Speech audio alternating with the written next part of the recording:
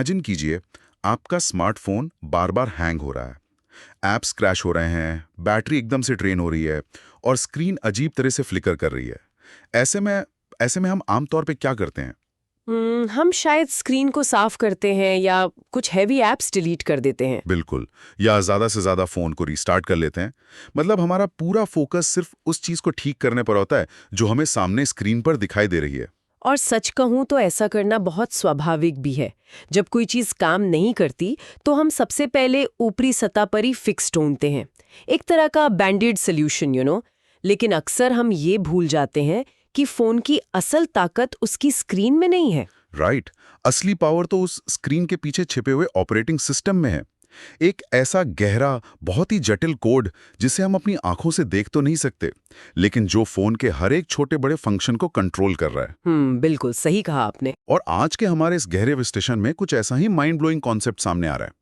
आज हम Keith Sherwood और सबाइन विटमैन की किताब एनर्जी हीलिंग फॉर वुमेन के अंशों में गोता लगाने वाले हैं। ये किताब बहुत ही एक अलग नजरिया देती है। हाँ, क्योंकि ये स्रोत एक बहुत ही बोल्ड दावा करता है।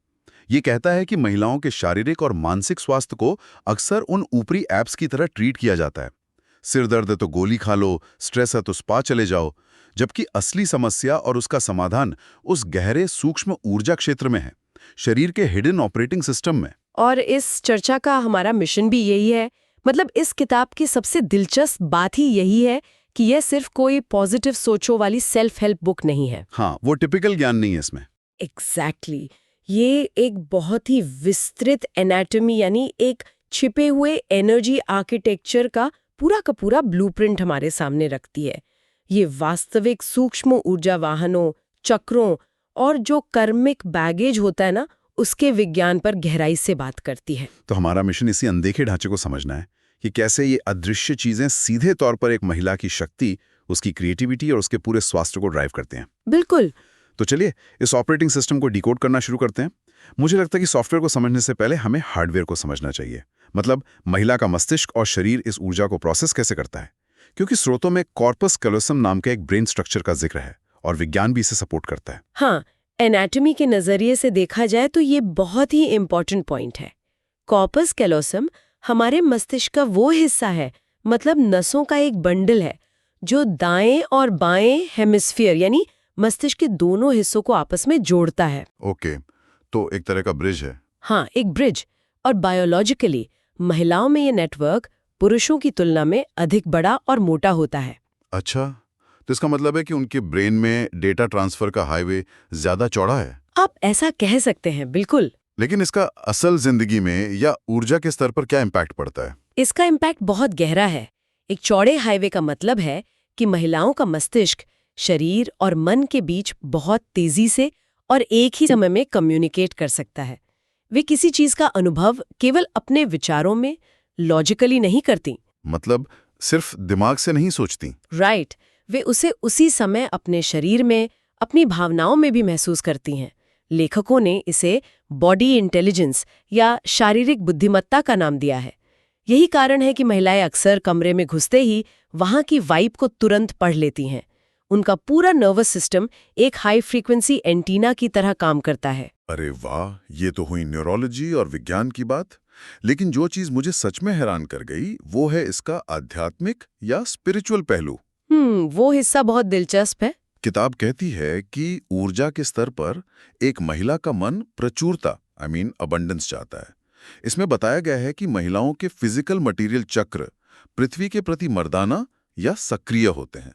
इसका मतलब है कि वे एक एक्टिव तरीके से पृथ्वी की जीवनदायी ऊर्जा से, उस ग्राउंडिंग फोर्स से जुड़ना चाहती हैं। राइट।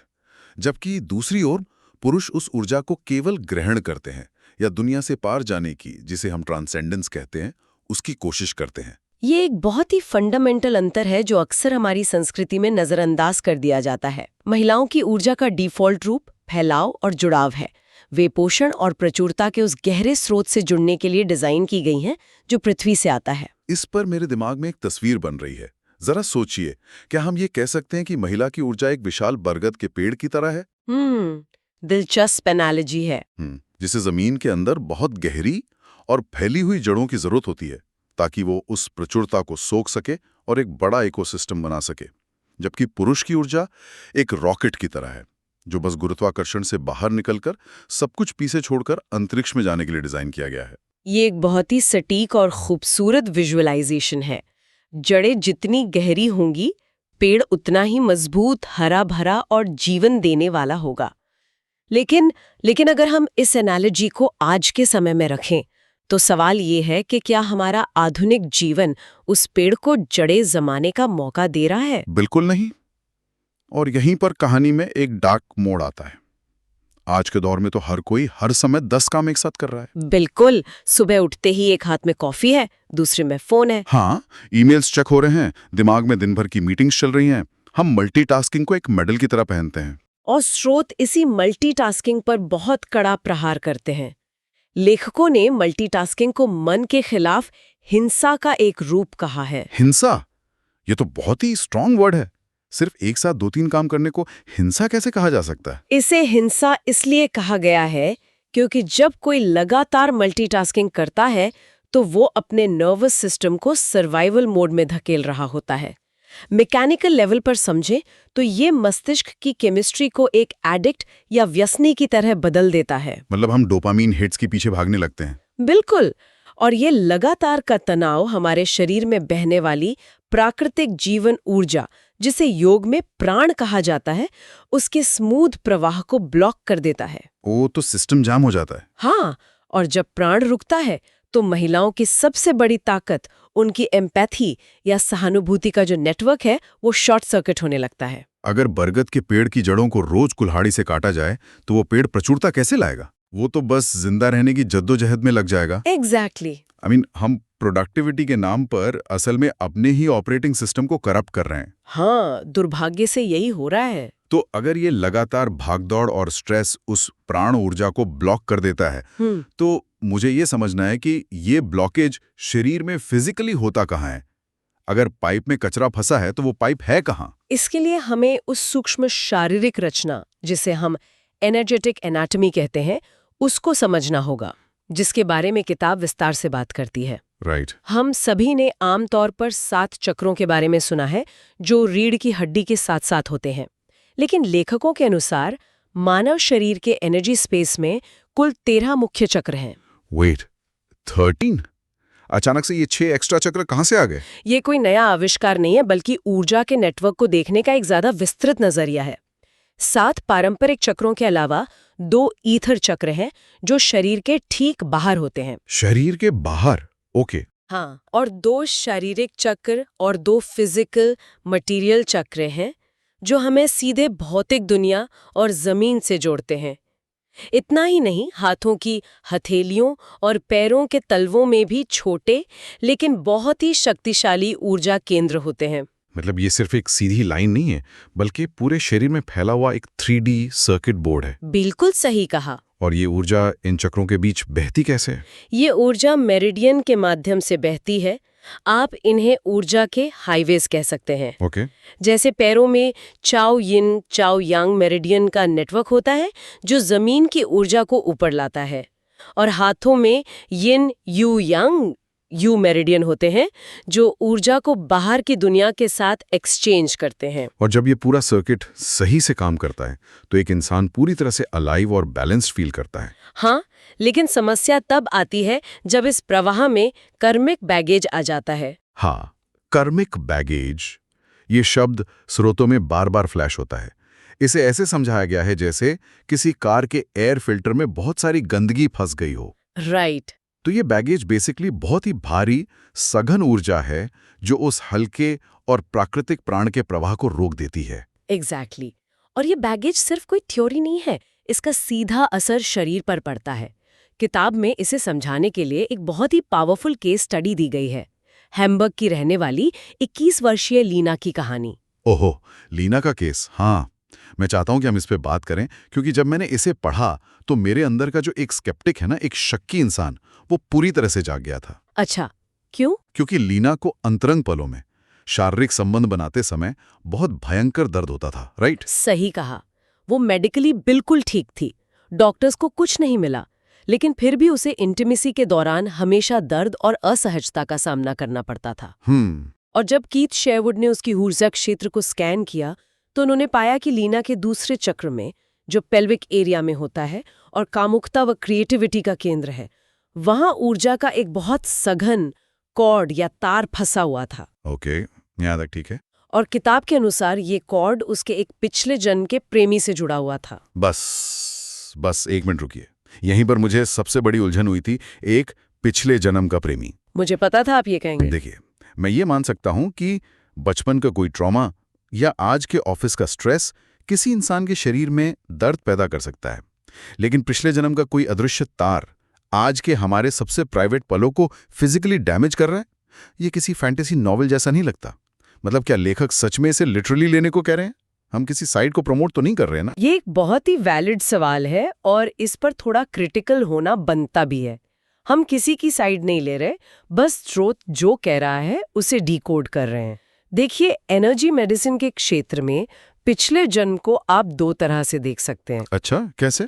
कुछ लोग इसे अक्षरिक या लिटरल पुनर्जन्म मानते हैं, जहां आत्मा पुराने रिश्ते ढो रही है, और जो लोग इसे थोड़ा वैज्ञानिक या मनोवैज्ञानिक नजरिए से देखते हैं, वे इसे एपिजेनेटिक ट्रॉमा या कलेक्टिव अनकॉन्शियस की तरह समझ सकते हैं। एपिजेनेटिक ट्रॉमा मतलब वो दर्द जो आपके सेलुलर मेमोरी में पीढ़ियों से स्टोर है। एग्जैक्टली। आप इसे जो भी नाम दें, लेखकों का मुख्य तर्क ये है कि वो कॉर्ड या ऊर्जा का ब्लॉक उस महिला के शरीर में वास्तविक था। वो ऊर्जा इतनी भारी हो गई थी कि वो शारीरिक दर्द पैदा कर रही थी। Make sense. तो अगर हम इसे एक बहुत ही गहरे अनसुलझे ट्रॉमा के विजुअल रिप्रेजेंटेशन की तरह देखें जो शरीर में लॉक हो गया है, तो ये लॉजिकल लगता है।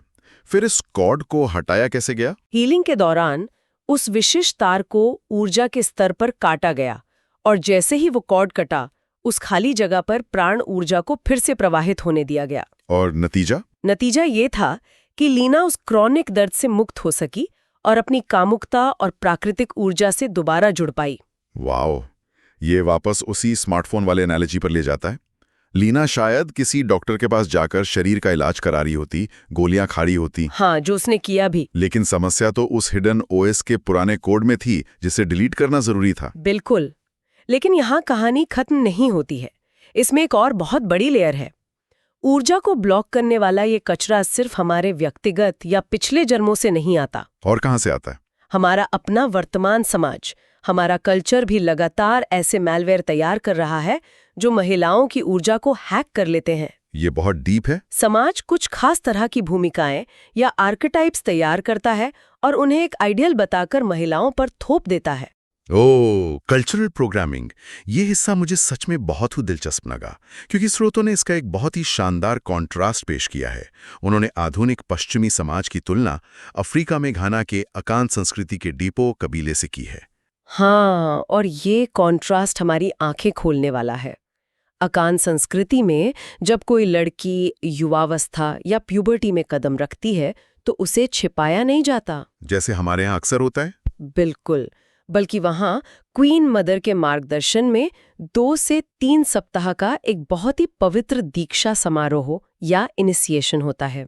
उस दौरान लड़की को उसकी कामुकता, उसके शरीर के सम्मान और समुदाय में उसकी अहमियत के बारे में एक गहरा ज्ञान दिया जाता है। मतलब उसे ये सिखाया जाता है कि उसकी ऊर्जा जीवन देने वाली है। हाँ, उसे एक मजबूत महिला बनने के लिए तैयार किया जाता है। ये कितना एम्पावरिंग है ना। और अब इसकी तुलना हमारे आज के सो कॉल्ड आधुनिक समाज से कीजिए, जहां युवा लड़कियों को टीवी, सोशल मीडिया और फिल्मों के जरिए क्या सिखाया जाता है? सिर्फ बाहरी दिखावा। बिल्कुल।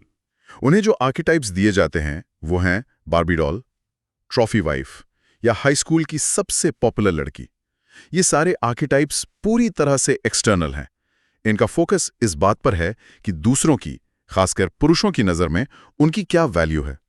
और ये तो एक तरह से उनकी असली पावर को एक छोटे से बॉक्स में कैद करने जैसा है। और मैं बता दूं, ये कोई नई घटना नहीं है कि समाज महिलाओं की शक्ति को बॉक्स में बंद कर रहा है। इतिहास में महिलाओं की आवाज और उनकी अथॉरिटी को दबाने के लिए बहुत ही क्रूर फिजिकल तरीके भी अपनाए गए हैं। जैसे? स्रोतों ने एक बहुत ही परेशान करने वाला उदाहरण दिया है, मध्य युग की स्कोल्ड्स ब्राइडल का। वो लोहे का मुखौटा, उफ, जब मैंने उसके बारे में पढ़ा तो मेरे रोंगटे खड़े हो गए थे। वो सच में भयानक था। ये लोहे का एक पिंजरे जैसा मुखौटा होता था जिसे महिलाओं के सिर पर पहना दिया जाता था। इसके अंदर धातु का एक टुकड़ा होता था जो सीधे जीभ को दबा देता था। My God. और कई बार उसमें कांटे भी लगे होते थे ताकि अगर महिला बोलने की कोशिश करें तो उसे दर्द हो। ये मुखौटा उन महिलाओं को सजा देने के लिए पहनाया जाता था जिन पर ताने मारने, शिकायत करने या समाज की नज़र में ज्यादा बोलने का आरोप होता था। ये तो टॉर्चर है। हाँ, ये सिर्फ एक सजा नहीं थी, ये महिलाओं की आवाज और उनकी स्वतंत्र इच्छा को कुचलने का एक साइकोलॉजिकल और फिजिकल टूल था। और अब जानते हैं, आज हम भले ही वो लोहे का मुखौटा सड़क पर नहीं देखते, लेकिन मुझे लगता है कि ये स्कूल्स ब्राइडल आज भी मौजूद है, बस ये इनविजिबल हो गया है। वो कैसे? आप आज के कॉर्पोरेट बोर्ड रूम्स को ही देख लीजिए। अगर कोई महिला अपनी बात मजबूती से रखती है या लीडरशिप दिखाती है तो उसे अक्सर बॉसी या अग्रेसिव कहकर साइडलाइन कर दिया जाता है। हाँ, बिल्कुल। जबकि उसी बिहेवियर के लिए एक पुरुष को कॉन्फिडेंट माना जाता है। ये भी तो उसी लोहे के मुखौटे का एक मॉडर्न अदृश्य वर्जन है जो उनकी ऊर्जा को दबा रहा है। ये बहुत ही सटीक ऑब्जर्वेशन है। और जब किसी इंसान की प्राकृतिक शक्ति को इस तरह लगातार पीढ़ियों तक दबा दिया जाता है तो वो ऊर्जा कहीं ना कहीं से तो बाहर निकलेगी ही ना। ऊर्जा कभी खत्म नहीं होती, वो बस अपना रास्ता बदल लेती है। तो वो ऊर्जा बाहर कैसे आती है? लेखकों का गहरा विश्लेषण ये है कि जब महिलाओं को उनकी सीधी शक्ति से वंचित कर दिया जाता है तो वे अपनी शक्ति वापस पाने के लिए पैसिव अग्रेसिव रास्ते अपनाने पर मजबूर हो जाती हैं। पैसिव अग्रेसिव रास्ते, जैसे कि क्या मतलब है इसका? जैसे कि लगातार ताने मारना, दूसरों के अंदर अपराध बोध या गिल्ट जगाकर अपना काम निकलवाना, या फिर मैनिपुलेशन और लालच का इस्तेमाल करना। मतलब इनडायरेक्ट तरीके से कंट्रोल करना। हाँ, समाज अक्सर इन चीजों के लिए महिलाओं को ही ब्लेम करता है, लेकिन लेखक कहते हैं कि ये सब अपनी खोई हुई शक्ति को वापस पाने की एक अचेतन या अनकॉन्शियस कोशिश है। ये एक सर्वाइवल मैकेनिज्म है। ये बहुत ही बड़ा आहा मोमेंट है मेरे लिए। मतलब ये बिहेवियर उनके मूल स्वभाव का हिस्सा नहीं है, बल्कि ये उस करप्ट सॉफ्टवेयर का नतीजा है जो समाज ने उनके दिमाग में इंस्टॉल कर दिया है। एग्जैक्टली। तो सबसे बड़ा सवाल ये है, अगर कोई अनजाने में इन हानिकारक भूमिकाओं को जी रहा है, इन पुराने आर्किटाइप्स को ढो रहा है, तो हम इसे अनइंस्टॉल कैसे करें? स्रोत इसके लिए एक बहुत ही प्रैक्टिकल और पावरफुल सॉल्यूशन देते हैं जिसे उन्होंने आर्किटाइप बम्पिंग कहा है। Archetype bumping? ये मुझे ऐसा लग रहा है जैसे आप जीवन भर ऐसे जूते पहने हुए थे जो आपके साइज से 3 नंबर छोटे थे। हाँ, सिर्फ इसलिए क्योंकि समाज ने कहा कि ये जूते सुंदर दिखते हैं। राइट। और आर्किटाइप बम्पिंग का मतलब है फाइनली उन जूतों को उतार फेंकना और नंगे पैर जमीन पर चलना महसूस करना। बिल्कुल, ये बहुत ही लिबरेटिंग फीलिंग है। आप उन कमजोर, सीमित करने वाले आर्किटाइप्स को कॉन्शियसली हटाते हैं और उनकी जगह लिलिथ जैसे सशक्त आर्किटाइप्स को इंस्टॉल करते हैं। लिलिथ की कहानी मैंने माइथोलॉजी में पढ़ी है।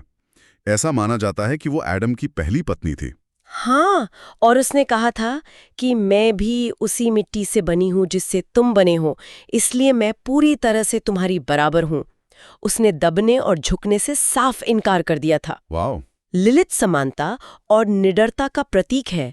या फिर आप शक्ति का आर्किटाइप ला सकते हैं जो ब्रह्मांड की वो ऊर्जा है जो सब कुछ क्रिएट करती है, या द वॉरियर जो अपनी बाउंड्रीज की रक्षा करना जानती है। तो इन आर्किटाइप्स को विजुअलाइज करना होता है। हाँ, जब एक महिला रोज इन नए आर्किटाइप्स को अपने दिमाग में विजुअलाइज करती है तो उसका नर्वस सिस्टम उसके अनुसार नई वायरिंग बनाने लगता है। लेकिन एक बात बताइए, ये सिर्फ दिमाग में सोचने भर से तो नहीं होगा ना?